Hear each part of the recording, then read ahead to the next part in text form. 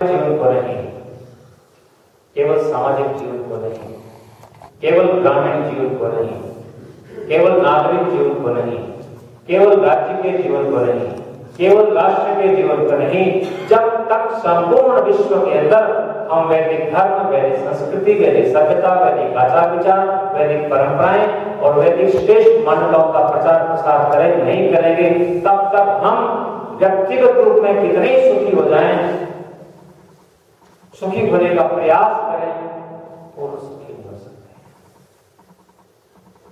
निश्चित बात है, आज हम यहां बैठे हैं या विश्व में जहां कहीं भी आर्य व्यक्ति बैठे हैं, धार्मिक बैठे हैं, यज्ञ करने वाले हैं, संध्या करने वाले हैं, पंचमायोजों को करने वाले हैं, सत्संग करने वाले हैं, स्वाध्याय करने वाले हैं, यम नियम का पालन करने वाले हैं, हर प्रकार से श्रेष्ठ हैं, वो व्यक्ति भी पूर्ण सुखी नहीं है।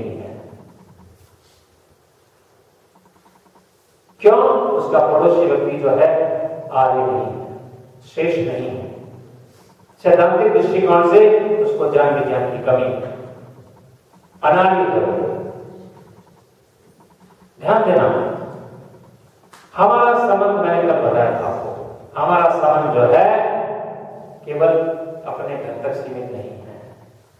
हमारा संबंध पड़ोस से भी है, हमारा संबंध गली से भी है, हमारा संबंध रिश्तेदारों से भी है, जाति वालों से भी है, गांव के लोगों से भी है, नगर के लोगों से भी है। विश्व के किसी भी कोने के अंदर जब तक कहीं न कहीं कोई न्याय, अज्ञान, अंधविश्वास, पाखंड आदि रहेंगे, हम पूर्ण सुखी नहीं हो सकते। हमें प्रयास करना चाहिए जहां तक हो सकते हैं।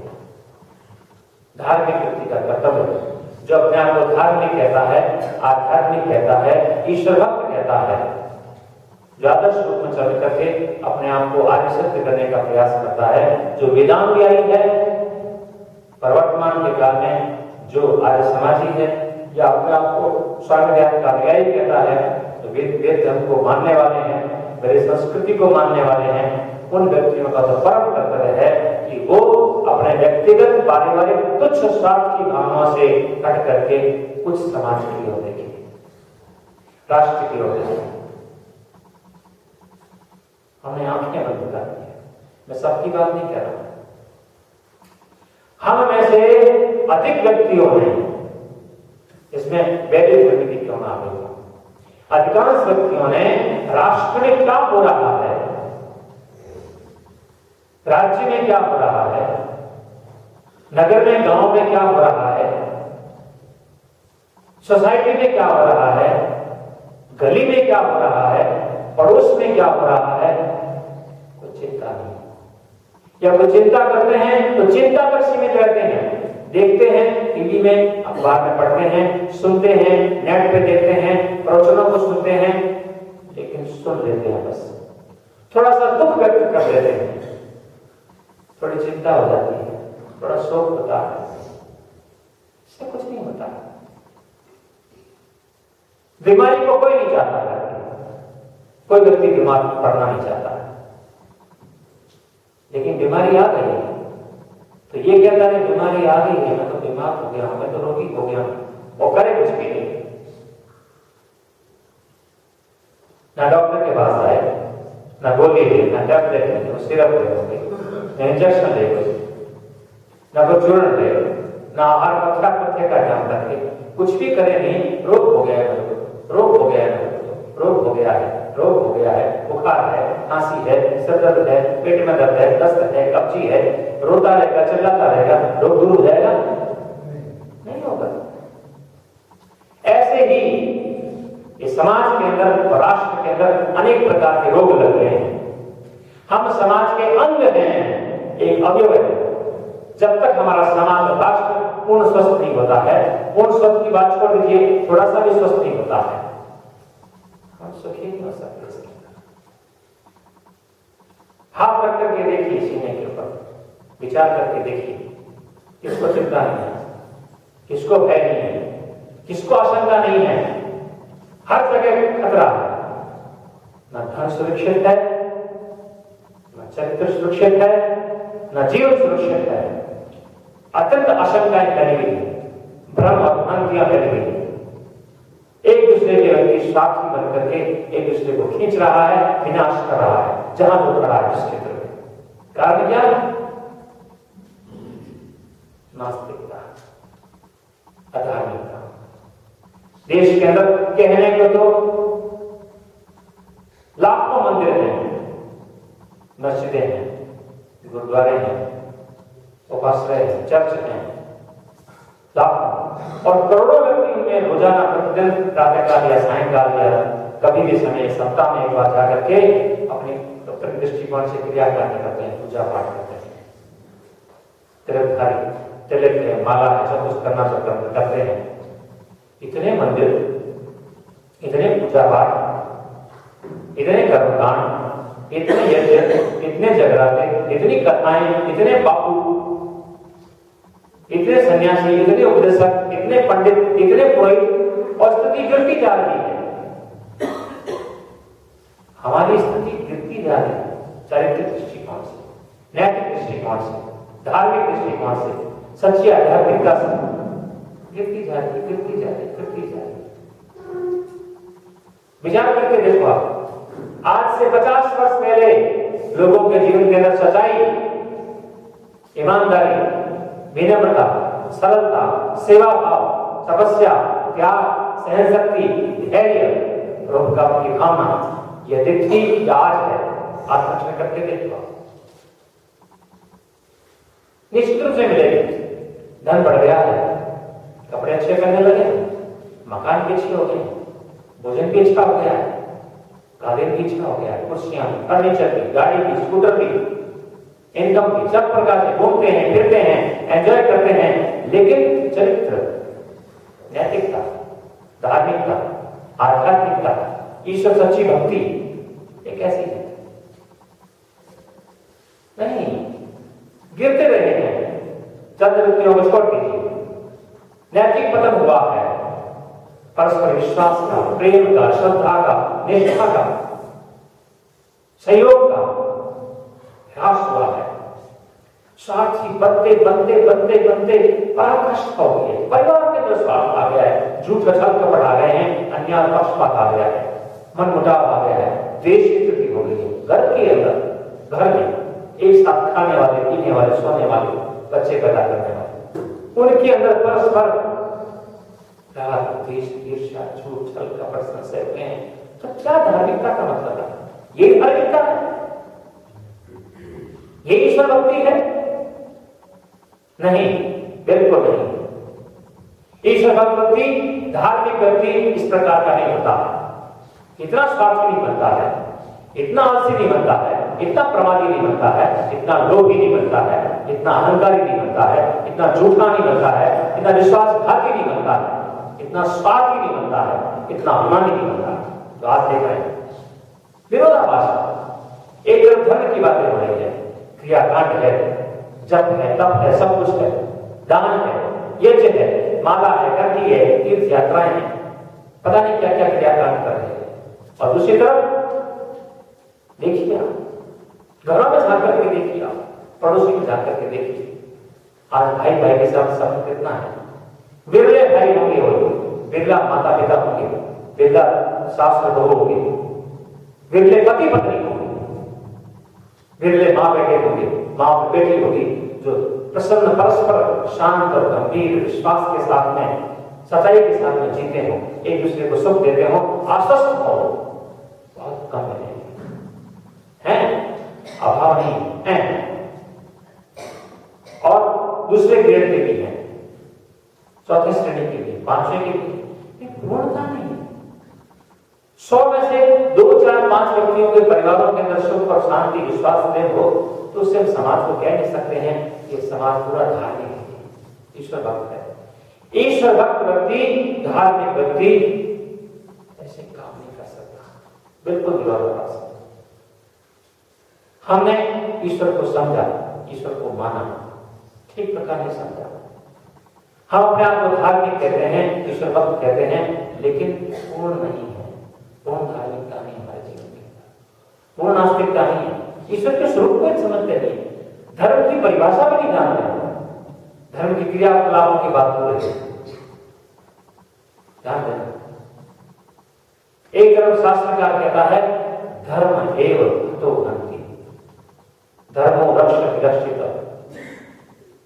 तस्मात् धर्मो न हन्तव्यो, मानो धर्मो हतो हति।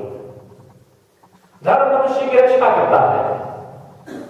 जो व्यक्ति धार्मिक होता है, धर्म का आचरण करता है, उस व्यक्ति को वो पालन किया हुआ धर्म उसको सुख देता है, शांति देता है, आनंद देता है, तृप्ति देता है, संतुष्ट उत्पन्न करता है, मन में विश्वास प्रेम उत्पन्न करता है, त्याग और तपस्या की भावना उत्पन्न करता है, परोपकारी बनाता है, निष्काम भावना वाला बनाता है। लेकिन ये तो आज के संसार में तो ये मंदिर जाने वाले, यात्राएं करने वाले, तिलक टीका लगाने वाले, यज्ञ करने वाले, संध्या करने वाले, उपासना करने वाले, भजन गाने वाले, जगराते करने वाले, दान देने वाले, कथाएं करवाने वाले, अनेक प्रकार के क्रियाकांड करने वाले व्यक्ति इस प्रकार के दिखते ही दे रहे। शांति है जीवन के साथ, सुख नहीं है, आनंद नहीं है, तृप्ति नहीं है, संतोष नहीं है, इसका मतलब है कुछ गड़बड़ है, या तो इसका ईश्वर गलत है। गलत ईश्वर की उपासना करने वाला कभी शांत, सुखी, आनंदित, संतुष्ट नहीं हो सकता। यदि ईश्वर को ठीक जानता है तो ईश्वर को मानने की, समझने की, पूजा करने की ठीक नहीं आती, विधि नहीं जानता, विधि नहीं जानता। उपासना कैसे की जाए, उपासना का अर्थ क्या है, ध्यान का अर्थ क्या है, भक्ति का अर्थ क्या है, पूजा का अर्थ क्या है, वो जानता है ठीक प्रकार से। ईश्वर को भी ठीक जानता है, पूजा के तरीके को ठीक जानता है, लेकिन मन के अंदर सच्ची भावना नहीं है। गलत भावना से ईश्वर की उपासना कर रहा है, दिखावे के लिए कर रहा है, ढोंग कर पाखंड और छलनी बन करके ईश्वर की उपासना कर रहा है, ध्यान कर रहा है, क्रियाकांड कर रहा है। ऐसे व्यक्ति को सुख नहीं मिल सकता, शांति नहीं मिल सकती, तृप्त नहीं हो सकता। देख सकते हैं एक तरफ धर्म की बातें हो रही है, धर्म के क्रियाकलाप हो रहे हैं, और दूसरी तरफ अधर्म की बातें हो रही है। जीवन में से छल कपट, असत्य, अन्याय, पक्षपात कभी नहीं रहा, और दूसरी तरफ धर्म को भी नहीं छोड़ रहा है, अधर्म को भी नहीं छोड़ रहा है। और क्या मानता बन गई है, मैं बिना पूर्ण रूप से धर्म का पालन किए सुखी हो जाऊं। एक रीतिकार कहते हैं फलम धर्मस्य चेच्छन्ति धर्मम नेच्छन्ति मानवा, फलम धर्मस्य नेच्छन्ति पापम कुर्वन्ति यत्। क्या बात है, वर्तमान की स्थिति बताइए। व्यक्ति चाहता है मन के अंदर कि मैं ईश्वर की उपासना करके, धर्माचरण करके, कथा सुन करके, सत्संग करके, स्वाध्याय करके, दान देके, यज्ञ करके, सारी क्रियाकांड करके मैं सुखी हो जाऊं, लेकिन सुखी नहीं हो रहा, कहीं गड़बड़ है, शॉर्ट सर्किट है। और वो चाहता है मेरे को दुख न मिले, पापों का फल जो दुख है वो न मिले, लेकिन चाहता तो नहीं है दुख को, कष्ट को, भय को, चिंता को, शोक को चाहता नहीं है, लेकिन बुद्धिमत्ता पूर्वक योजना बना करके और पापाचरण करना है। सुबह से लेके और रात्रि सोने पर्यंत और जीवन पर्यंत करता रहता है, योजनाएं बनाता है, झूठ बोलने की, छल कपट करने की, अन्याय करने की, पक्षपात करने की, चोरी करने की, शोषण करने की, रिश्वत लेने देने की, अनेक प्रकार की योजनाएं बनाता है, लोगों को गिराने की, धोखा देने की, लूटने की, खसोटने की। ऐसे व्यक्ति सुखी नहीं हो सकते। हमें विचार करना है विषय, धर्म के विषय में विचार करना है, ईश्वर के विषय में विचार करना है। क्या यही ईश्वर है? आप विचार कीजिए। 100 में से नहीं, 1000 में से नहीं, लाख में से नहीं, करोड़ में से कुछ व्यक्ति शायद मिल जाए, आशा है कुछ, जो व्यक्ति जानबूझ करके झूठ नहीं बोलते हो, चोरी न करते हो, डाका न डालते हो, अन्याय न करते हो, पक्षपात न करते हो, हिंसा न करते हो, निंदा चुगली न करते हो, दूसरे के हक को नहीं मारते हो, शोषण न करते हो, बहुत कम मिलेंगे। ये क्या सत्य हो गई? इतनी पूजा पाठ, इतने मंदिर, इतने कर्मकांड, इतनी कथाएं, इतना टीवी, इतने बापू, इतने सन्यासी, इतने सब क्रियाकांड हो रहे हैं और व्यक्ति का जीवन बदल नहीं रहा है। नहीं करता है। दुर्भाग्य से हम दुर्भाग्य कहेंगे, बचपन से हमारी माँ ने जो धर्म का आचरण हमें सिखाना चाहिए था पूरा नहीं सिखाया, पूरा अधूरा सिखाया, थोड़ा सा सिखाया, बस थोड़ा सा सिखाया। क्या?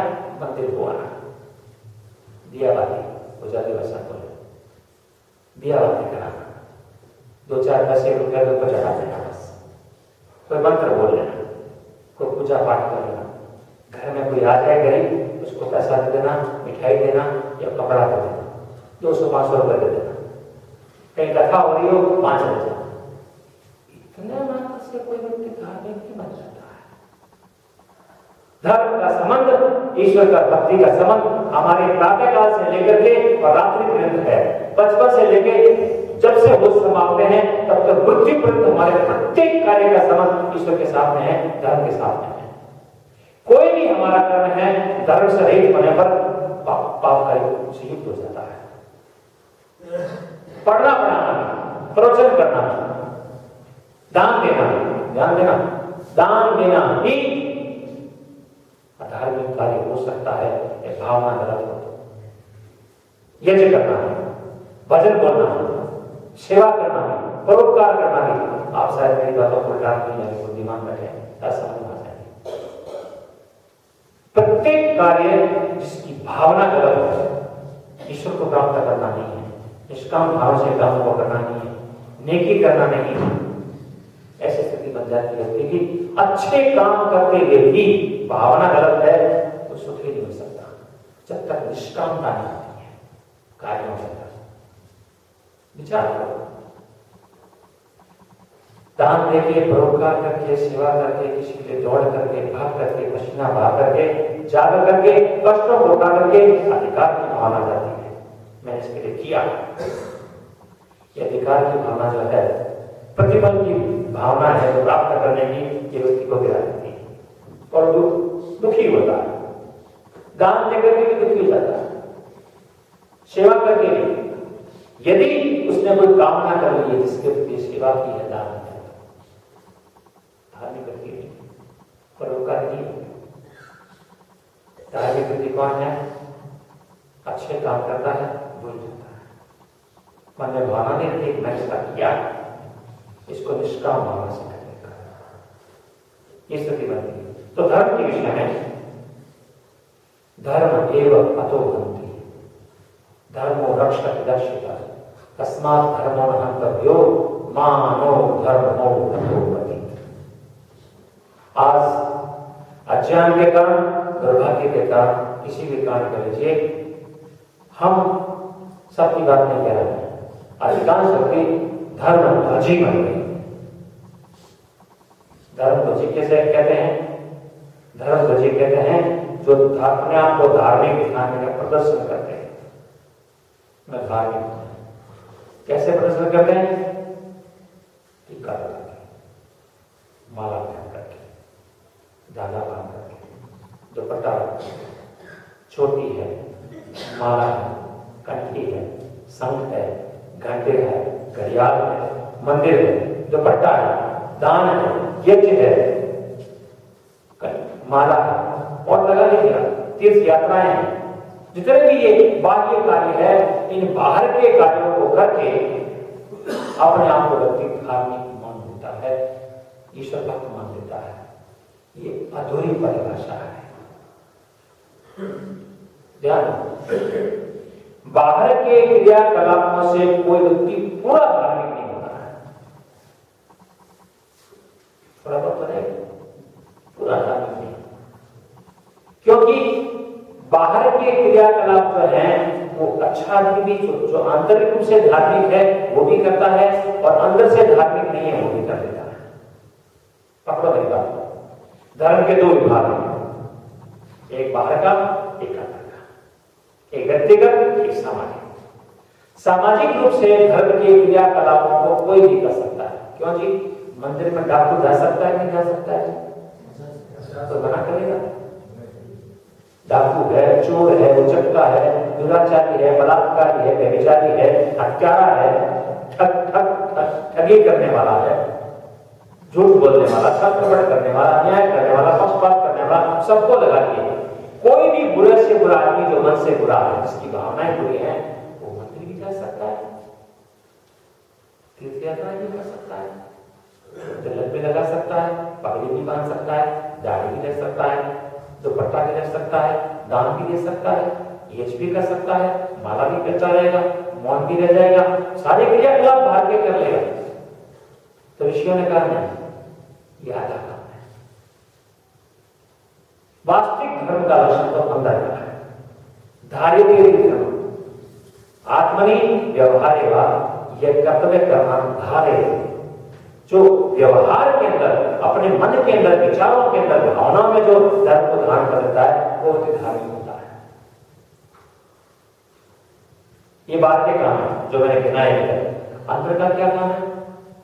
धृति क्षमा तमोस्तेयम शौचमिंद्रिय निग्रह धीर विद्या सत्यम क्रोधो दशकम धर्म लक्षणम। क्या बात बताई? ये अंदर की चीजें हैं। इसमें न टोपी है, न पगड़ी है, न कोई तिलक है, न छापा है, न कोई माला है, न कंठी है, यज्ञ है, तीर्थ यात्रा है। ये आंतरिक धर्म है। अंदर के धर्म को धारण करने वाला व्यक्ति बाहर के कार्य को करता है तो सोने में सुगंध होती है।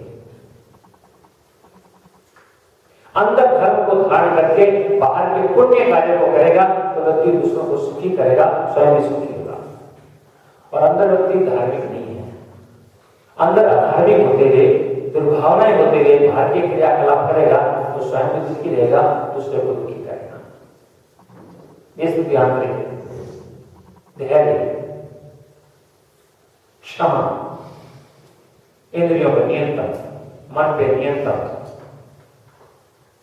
चोरी नहीं करना, दूसरे के पदार्थ को ग्रहण करने की इच्छा नहीं करना, पवित्र रहना, शरीर से भी और मन से भी।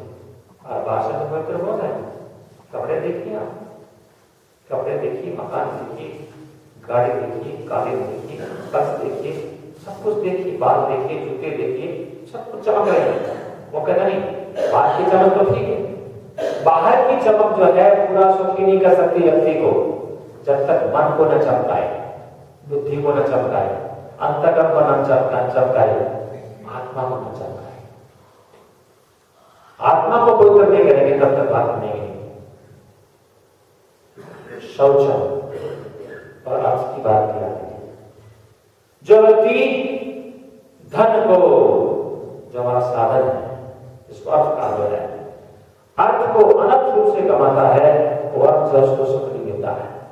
झूठ बोल के, चोरी करके, अन्याय करके, पक्षपात करके, धोखा करके, छद्म रूप में के प्रकार व्यक्ति अनुचित रूप में धनोपार्जन करता है, वो स्वयं भी सुखी नहीं होता है, दूसरे को दुखी करता है। इससे भी दूसरी बात आती है, मन में पवित्रता होनी चाहिए। इसका मन पवित्र है तो सुखी हो सकता है। शौच इंद्रिय निग्रह, इंद्रियों पर नियंत्रण। आज देखते हैं आप दुनिया को क्या बताएं, हम आपको करें तो पता चलेगा। इंद्रियों के दास बन गए हैं। ये चाहिए मेरे को, ऐसा चाहिए, इतना चाहिए, वो चाहिए, भोजन में, रोटी में, सब्जी में, दाल में, दूध में, मिठाई में, फल में, सब में ये चाहिए मेरे को। ये मिलेगा तभी तृप्ति होगी मेरे को, इसके बिना एक दिन नहीं चलेगा। अतृप्ति का यही भोजन, इसी प्रकार की मिठाई, इसी प्रकार की सब्जी, इसी प्रकार की दाल, इसी प्रकार की रोटी, इसी प्रकार के चावल, इसी प्रकार का दूध, इसी प्रकार के फल, इसी प्रकार के इंद्रियों का दास। इंद्रिय निग्रह, धीर विद्या, बुद्धि बढ़ाने वाले तो काम करते हैं, जानते ना। धार्मिक व्यक्ति रोजाना स्वाध्याय करता है, जप करता है, प्राणायाम करता है, सत्संग करता है, इसके बिना बुद्धि की वृद्धि नहीं होती। यदि हमारे जीवन में स्वाध्याय नहीं है, जप नहीं है, सत्संग नहीं है, आत्मचिंतन नहीं है, आत्मनिरीक्षण नहीं है, बुद्धि बढ़ेगी नहीं। सब कुछ भी खाने से बुद्धि नहीं बढ़ जाएगी, स्मृति नहीं बढ़ जाएगी। जब तक ये चीजें नहीं होती, बुद्धि बढ़ाने का काम ही नहीं हो रहा। प्राणायाम कौन करता है? रोजाना नियमित स्वाध्याय कौन करता है? रोजाना जप कौन करता है? नहीं। प्रक्रिया समाप्त होगी तो बुद्धि कुंठित होगी, आध्यात्मिक पवित्र बुद्धि नहीं दी मानी। पवित्र बुद्धि कौन सी होती है? धर्म का आचरण करने वाली, ईश्वर की ओर लगने वाली, वैराग्य की ओर लगने वाली, तपस्या त्याग करने वाली, धैर्य और संयम दिखाने वाली बुद्धि जो होती है, परोपकार की बुद्धि होती है, वो बुद्धि तो है धीर विद्या। ज्ञान विज्ञान की प्राप्ति के काम अभ्यास है। यहाँ विद्या का मतलब है आध्यात्मिक ज्ञान विज्ञान। आध्यात्मिक ज्ञान विज्ञान कौन सिखाता है? हमें भी आश्चर्य डर लगने लग गया, तो आध्यात्मिक ज्ञान से सिखाएंगे भाग में जाएंगे। मृत्यु आ गई दौड़ करके आ गई। अब मृत्यु के बाद सिखाने होगा क्या ये आप शब्द बोल रहे हैं, अशुभ अशुभ बोल रहे हैं, शुभ शुभ बोलो था, हम सत्संग करने आए हैं। आध्यात्मिक क्षेत्र में मृत्यु को पहले लाते हैं। मृत्यु दिखाई देगी, दिखाएंगे तो पाप कम करेगा, अधर्म कम करेगा, अन्याय कम करेगा, झूठ कम बोलेगा, छल कपट कम करेगा, सब दिखाई देगा। मरना है, छूटना है, सब ये रह जाएगा। बुढ़ापा आएगा, रोगी होगा, ये बातें आप बताएंगे तो घबराता है। यह आध्यात्मिक विद्या है। अपवित्र है शरीर, दुर्गंध युक्त है, ऐसी बातें बताकर घबरा जाता है। तो ये आध्यात्मिक बातों को सीखने वाला व्यक्ति आध्यात्मिक होता है। इसको पता ही नहीं होता, ऐसे ही रहूंगा मैं जवान, बूढ़ा होगा ही नहीं, रोगी भी नहीं होगा, मरूंगा भी नहीं। यह अविद्या से करते हैं। विद्या का मतलब ये है बीए पीएचडी डॉक्टरेट की उपाधि प्राप्त की नहीं है। विद्या का मतलब है अनित्य सुखी दुखानात्म सुख, नित्य सुखी सुख आपने कहते विद्या। ये धीर विद्या सत्यम, सत्य को सबसे बड़ा चीज है। क्या कहते हैं ऋषि? एक तरफ हजारों प्रकार के हवन हैं, जप है, दान है, पुण्य है, सब कुछ है। एक तरफ झूठ है, कुछ काम नहीं। एक तरफ सत्य है, एक तरफ हजारों प्रकार के कर्म किए हैं, सत्य सबसे बड़ा है। नहीं सत्यात्मको धर्म, नान्यता पातकम परम। केवल एक चीज को पकड़ लिया, मुझे सत्य बोलना है, बस। सत्य सुनना है, सत्य मानना है, सत्य लिखना है, सत्य ही करना है मेरे को। ऐसा व्यक्ति विचार कर ले, बेड़ा पार हो जाए। हम पकड़ा ही नहीं किसी को। सत्य को पकड़ानी, अहिंसा को पकड़ानी, अस्त्य को पकड़ानी, ब्रह्मचर्य को पकड़ानी, अपरिग्रह को पकड़ानी, पकड़ा ही नहीं है। स्वच्छंद होकर विचरण कर रहे हैं। स्वच्छंद होकर विचरण करने वाला स्वयं तो दुखी होता है, दूसरे को दुखी करता है। सच्चे धर्म को जानने के लिए प्रयास करना चाहिए। कल और बताने का प्रयास करेंगे। ये विराम देते हैं। ओम शांति।